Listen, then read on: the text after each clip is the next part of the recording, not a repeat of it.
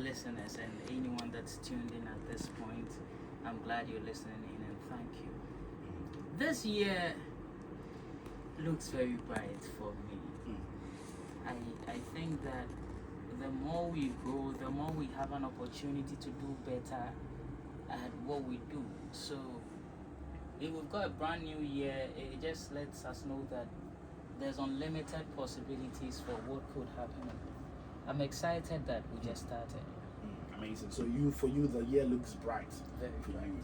That's really amazing to know. And the last time you came was talking about savings, investments, and all of those things. Does those things come to play again in this year? Yes, it does. I think that if you're going to become rich, then it's not going to be something that you do once. If you're going to become rich, then you're going to have to become the kind of person who does rich people things. So you don't start and stop. The moment you're stopping, that means that you're going on a different trajectory. Okay, that's beautiful. And tonight we're talking about something way different. Yeah. Basically about people having resolutions and not being able to attain them or being able to attain them. What does this topic even mean to you? Okay. Most people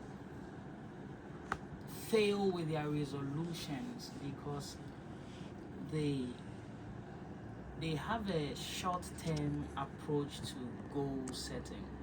Most people never take a look at the long term, so they make the decision to create change, and as time goes on, the decision they made has to face with the harsh realities of life, and most of the times they end up having to go back on what they said, because as I said, their habits are running them. So if you're going to create real change, you've got to go from just wanting something now into becoming the kind of person that can cultivate that result. Okay. And when you can cultivate the result, then you can be assured that anytime you can replicate it and keep the result for yourself. Okay. I want us to get into it deeper now. I just wanted to understand why this topic, why we're talking about this. But resolutions, we hear it every time. Yeah. New year, new me. New year, new things. And all the things that comes with it. Why?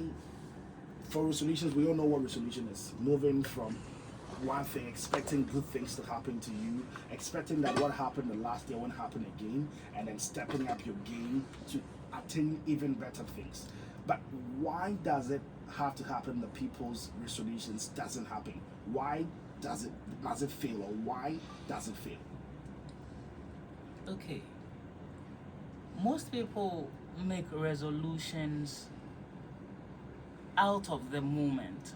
That's number one. Most people are thinking, this year I want to gain this amount of money, or I want to shed this amount of weight, or I want to achieve this or that. But mostly they are looking at a long-term approach. They're saying, I want to get there as quick as possible. Most people want it now. Okay. And that's where resolutions become a problem. It's a good thing to make a decision that you're going to do something, but without understanding the process of making that thing happen, you're going to be found wanting. Now, our results are not dictated by the resolutions we make. Our results are dictated by the kind of habits that we are engaged in. Okay. So you couldn't say that this year I want to be able to earn more money and keep on doing the same thing you're doing. But for most people, if they said this year I'm going to earn more money, they're probably going to repeat the same things they did last year and now blame whatever circumstances for the fact that they couldn't earn more money. When in actual reality, they did not go through the process that was going to make it possible for them. They did not build the right habits that was going to make it possible. All right, I'm not cutting you there. I would let you continue. From what you're saying, let's say I sell slippers, I sell shoes, I sell bags. There's nothing else I could do. It's the selling of the shoes and the bags that I'm going to do. And so if you say that they are not doing anything differently, it's only selling I can sell. And so how does that come to play? Wonderful. In selling, you've got to understand that if you're in a business and someone else is doing better than you, it just lets you know that there is room for improvement. Most people will say, well, I've done the best I could, but we're probably selling in town. We have Kojo Mame and Ajwa Mame doing practically the same thing. Kojo Mame is doing well. Ajwa Mame isn't doing well. But Ajwa Mame goes like, there's nothing I can do about this. I've prayed, I've done this, I've done that. There's nothing I think I can do about it. Probably, if she could have simply gone to Kojo Mame to find out, what do you know about this business that I don't know?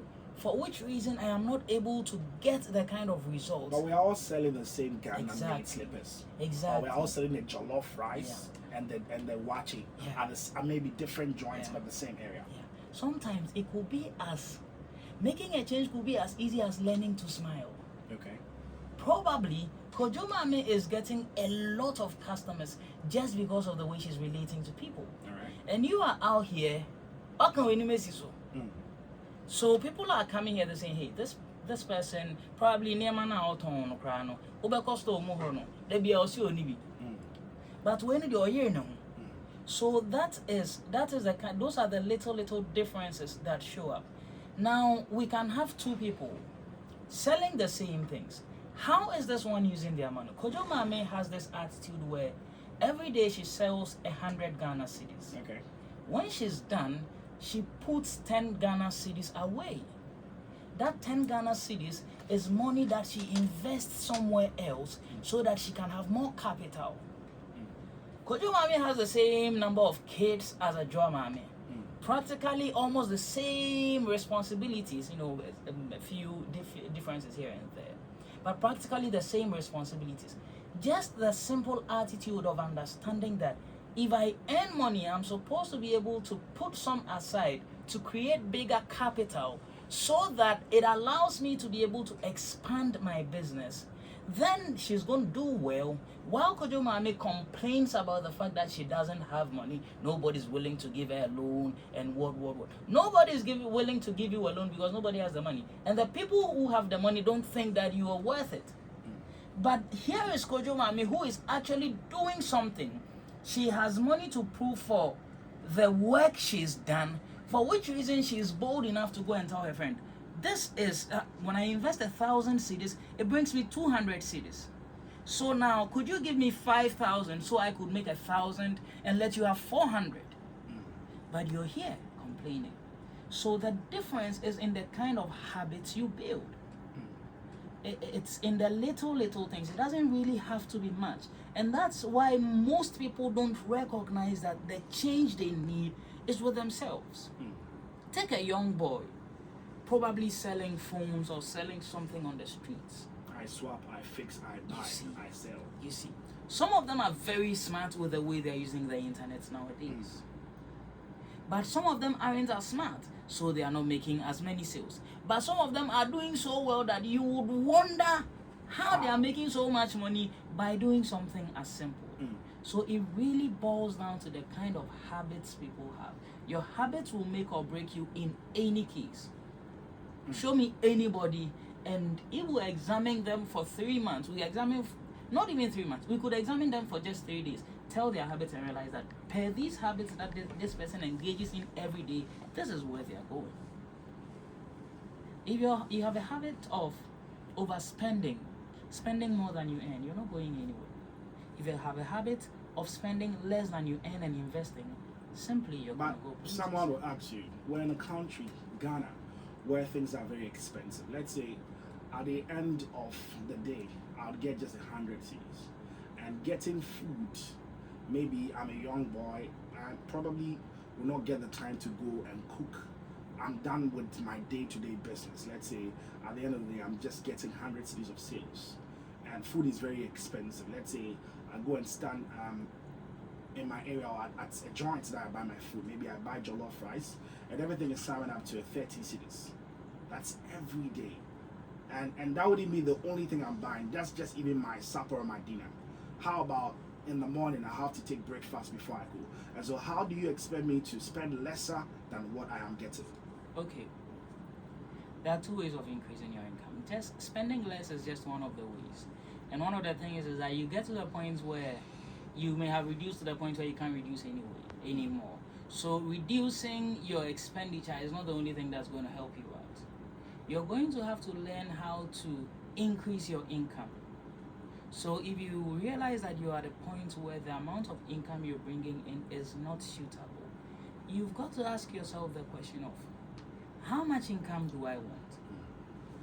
How do I get from this point to that point in the shortest possible time? And if you can ask that question, you can be assured that you can create the result you want. So it's not just from thinking that I have to restrict my resources. You're going to have to look at, how do I use my resources to increase my ability to create more resources? And if you can do that, then you are now thinking in the right way. So it's not always about reducing the amount of money. There are times you can't reduce anymore. If you can't reduce anymore, then that means that you've got to think of ways to bring in more. But that does not mean that you should not be mindful of the way you're spending money. You want to be mindful of the way you're spending money. But the big money is in being able to multiply your results to make more money, or to earn more money. Money is not even made, it's earned. Okay. There are some kind of jobs that are very, it comes with branding and all of those things. Let's say you work with a bank, or you're a radio person, you're a media person, you're always on the media, people see you, and what you're earning is very nothing to talk about. And people are out there, or even yourself, you know that the places you go, let's say meetings you enter or places you go, you're supposed to look the part. And looking the part is even way expensive than whatever you get. How do you do it? I know you know what I'm talking about. Yeah. Because there are some jobs that are very brand intensified, like you have to show up and show off. It always comes down to what a person wants. So I have a doctor friend who says that, because if it was for the amount of money they pay me to be a doctor, I would be long gone. Because you take a look at the kind of bills I have, you take a look at the kind of lifestyle I want to have. I want to be able to travel with my wife, to go on vacation, go with my kids, take care of my family, be a blessing to my friends. The salary they are giving me is not going to be enough. But I am a doctor because I love seeing the kids. I love seeing the kids smile. I love seeing them go from sick to healthy. And for me, I would spend all my time in the consulting room doing that. And I love that. So what I do to make up for that is I set up another source of income, so that that source of income can take care of me and handle my financial responsibilities while I spend the time doing what I love. So there is one thing a lot of people get wrong. Work is not for money. And this will sound what do very you mean? controversial. Repeat that again. Follow me closely. Work is not for money. What is it for? We don't work for money, we work for satisfaction. What satisfaction? To your employer or to No, yourself? To your own satisfaction. Follow me closely. We provide a service or a product for money. So if you want to earn a lot of money, the question becomes, what kind of product or service could I bring to the marketplace that would make sure that I earn the amount of money I want? So that even if they didn't have to pay me, I'll show up and do this thing because I love to do it. So typical example, I do this thing where annually we host meetings for people and it's free. People can come, we set up personal development meetings. We have people coming to speak, and it's free. I pay for the space, pay for the arrangements and everything to get people there. Why? I enjoy talking. I enjoy sharing ideas. So I go around find a way of making my money. When I earn my money, now I say, hey, let's go find a space where we can go talk and have fun. I'm gonna spend my money. Yes, let me spend my money on it. So even if nobody paid me, because I love to share ideas, I do that. But I understand that if I don't, things cost money. And money comes as a result of providing useful service. So can I provide useful service for people? Can I organize a system that provides useful service for people? Then I can spend all day on the radio. Even if my salary has not come in 3 months, I don't really care, because I do this just because I love it. And that's one approach to take a look at it.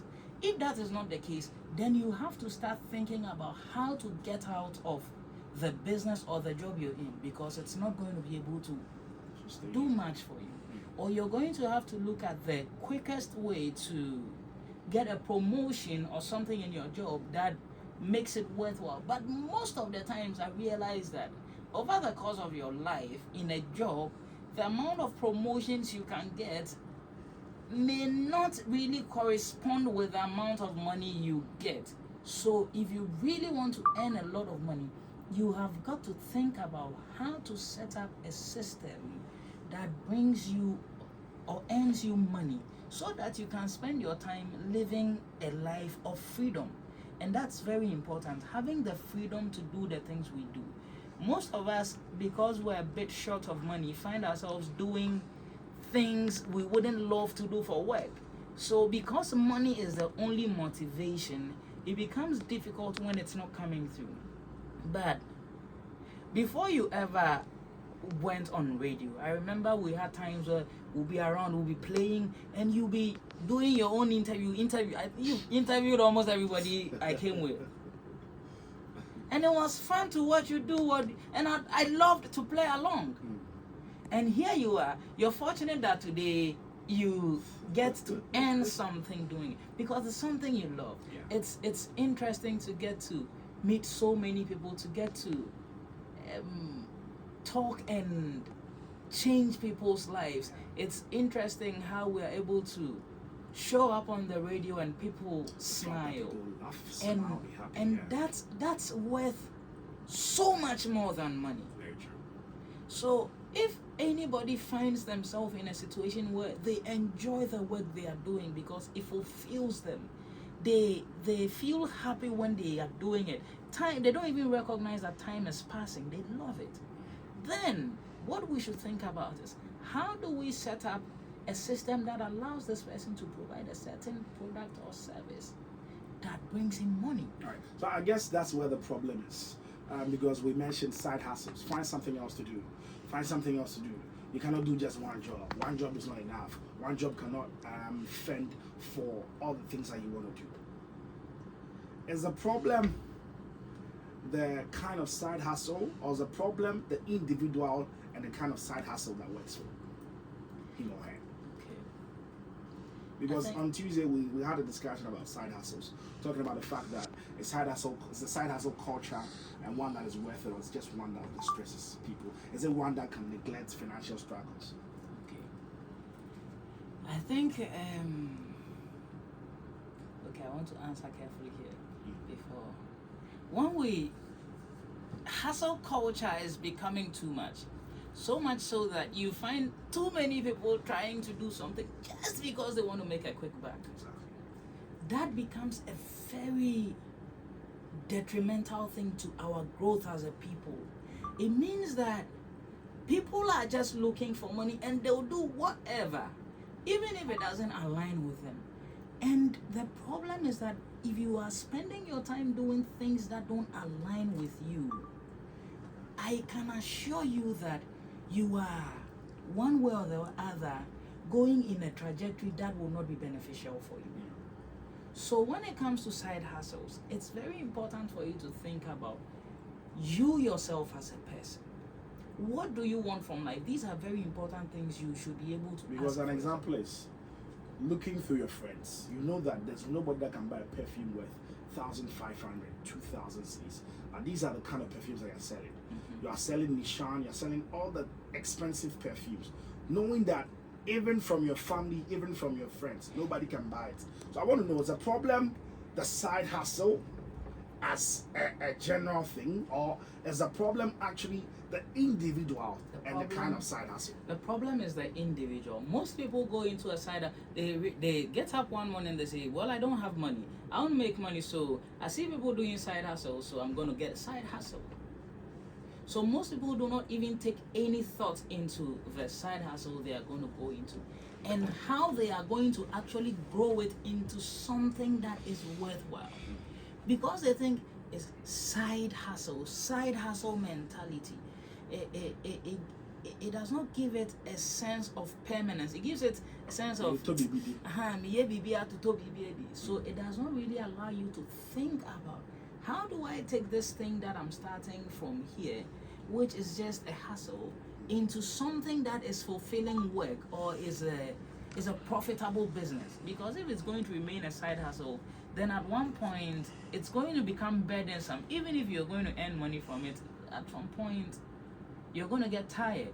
So you've got to be able to decide what kind of results you want, and then and only then do you choose a side hustle that is going to be able to take you where you want to go to. All right, let's move into it. And we've talked about habits affecting resolutions and all of that. How do we change to goal achieving habits? Most people, when they think about goals, think only just about goals and not the systems that are going to drive the goals. That is number one. And a lot of people do not set goals based on identity-based habits or goals. What I mean is that if you're a young man that is struggling, the goal should not be just to earn a little extra money. The goal should be to become a successful entrepreneur who is getting results or building a profitable business. That is something that takes a process. Okay. But most people say, I want money. And that is not really a goal. So you want to transition from the young hustler boy who doesn't know his way around business into a world-class solution providing person. So when you take a look at where you are now, I'm broke, I'm 32, I don't have anything going for myself, this and that and that. But I don't want to be this kind of guy. What kind of person do I want to be? By the time I'm 60, what kind of person would I want to be? I want to be the kind of old man who at 70 has a lot of strength and can jog and do boxing with his kids. Who has money enough to travel the world if they want to. Who has money enough to take care of anything they want to purchase if they want to. So with that identity in mind, it's now time to ask, what kind of habits are going to ensure that I get here? Then when you have found out the kind of person you want to become, you realize that this person has these habits. He has a habit of being assertive. He has a habit of studying a lot. He has a habit of asking questions a lot. He has a habit of stretching his hands and networking and reaching out to people. So could I pick up these habits? I want to be strong at 80 and box with my grandkids. That means that I have to become the kind of guy who can jog and be fit at 80. And that does not start when you're 79 or 65. It starts today. And today you have an advantage, because if you do just 5 push-ups today, by the time you get there, compound interest would have caused big results for you. So if you can think identity-based instead of just, oh, this year I want to get this. When you get it, what then happens? Most people reach what they want to reach and they find out that there's no excitement in it because now there's nowhere to go. But humans want progress. So your goal is to become that person that at 60 has built a conglomerate that is so vast and is employing so many people. What does this require? Does it require that I go to the university to pick up a course on this? Does it require that I pick up a course on Coursera? Are there free books I could pick up? Must I go and apprentice with someone in their firm so that I can learn a thing or two? Who can help me in this way? But most people never think about the identity they want to have. Because if you can decide on the kind of identity you want, then you can decide on what habits are going to make that identity a reality. So I sent you a couple of pictures to buttress this point. Where I sent you a couple of pictures where I was overweight. Now I've tried so long to work on my weight with a short-term approach. I want to lose some weight. And you realize that you try. Sometimes it even starts working a bit. You try to fast some, you do some sharp fasting, 7 days, your tummy has reduced. Everybody's saying you are nice.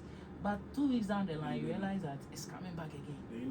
The Indomie habit is what is actually causing the problem. And you didn't do anything about it.